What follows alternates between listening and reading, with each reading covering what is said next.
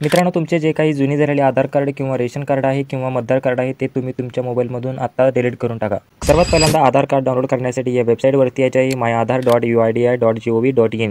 या वेबसाईटवरती आल्यानंतर हे कंटिन्यू वेब करा। इथे लॉगिनचं बटन दिसेल त्यावरती क्लिक करा आणि इथे आपल्याला आधार नंबर विचारला जाईल, तर इथे आपला आधार नंबर टाकायचा आहे आणि खाली कॅप्चर कोड विचारला आहे तो आहे तसा टाकून खाली लॉगिन विथ OTP करायचा आहे। तुमच्या आधार कार्डला जो मोबाईल नंबर लिंक असेल त्यावरती OTP पाठवला जाईल।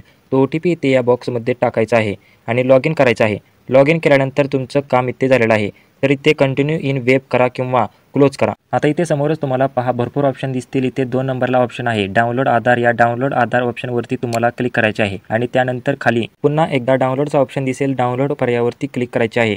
तर अशा प्रकारे तुमचे आधार कार्ड डाउनलोड झालेले दिसेल। तर डाउनलोड झालेला आधार कार्ड तुम्हाला खाली स्क्रॉल करायचे आणि आधार कार्ड ओपन करायचे।